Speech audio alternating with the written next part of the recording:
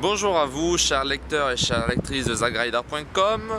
Ici va débuter une petite chronique dans le sud-ouest de la France, tout du moins à partir de sa porte d'ouverture, car je me trouve à Béziers, pays d'Oc, pays de vent d'autant, pays de tramontane, mais aussi pays de belles pierres. Les personnes qui auront apprécié le reportage sur Avignon et le pont Saint-Benézet ne seront pas déçues, je suis prêt à le parier. Béziers tient tout de même des différences par rapport à Avignon. Ici, le Rhône, puissant fleuve français, ne coule pas.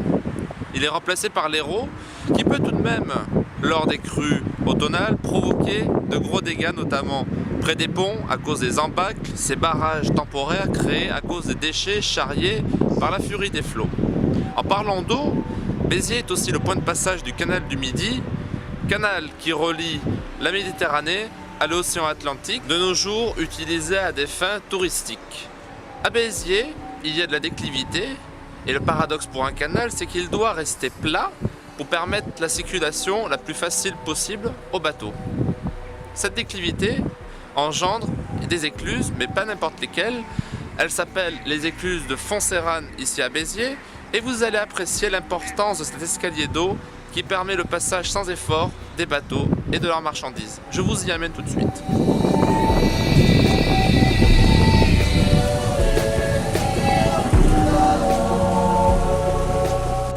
Nous voici arrivés aux 9 écluses de Fonceyranes. Ces dernières se trouvent derrière moi.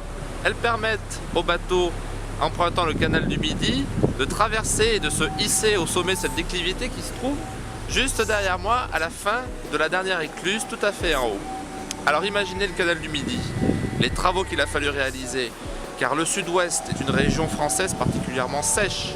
Il aura fallu détourner des rivières et des sources, notamment du côté des Corbières, permettant d'alimenter le canal à l'étiage durant l'été, période la plus sèche. Mais aussi, ce même canal traverse des rivières et des fleuves. Imaginez les ponts-canaux. Attention à l'étanchéité, car la moindre fuite d'eau peut être fatale, étant donné des faibles ressources disponibles. Il faut aussi s'imaginer dans le contexte estival. Nous sommes en hiver, le canal n'est plus en activité, étant donné qu'il est en période d'entretien. Mais durant la belle saison, ce canal touristique est traversé par des centaines de passagers sur des bateaux loués à la saison ou loués à la journée. Et cet endroit est un fort endroit touristique de par le spectacle créé par les navigateurs, plaisanciers pouvant être amateurs ou professionnels. Ces premiers, n'ayant pas forcément toute l'expérience nécessaire, créent de jolies situations lorsqu'il faut traverser cette difficulté devant moi, les écluses de Fonceyranes.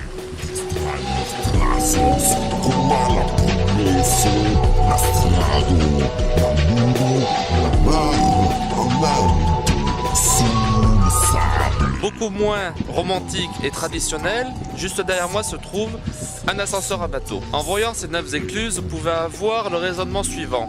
Qu'est-ce que c'est embêtant d'attendre? Qu'est-ce que c'est compliqué de traverser 9 écluses? Et en plus, il y a de la logistique à gérer. À la fin des années 70, alors qu'un ultimatum dernier fut lancé pour le canal par rapport à sa vocation commerciale, c'est-à-dire le transport de marchandises, un pont-bateau fut construit permettant d'enjamber cette colline, vestige de ce qui aurait pu être un retour à la vie commerciale du canal, tout du moins de sa vocation. Mais il faut dire que le canal s'est quand même bien rattrapé. Classé au patrimoine mondial de l'UNESCO, il s'agit d'une des plus belles voies vertes navigables en France, permettant aussi la pratique du vélo. Il est ainsi possible de rallier Toulouse à Sète via les 280 km de ce canal qui sont, à l'exception de quelques écluses, pratiquement plats, avec en plus, cerise sur le gâteau, une carrossabilité extraordinaire. Vous pouvez utiliser un vélo tout chemin au lieu d'un VTT.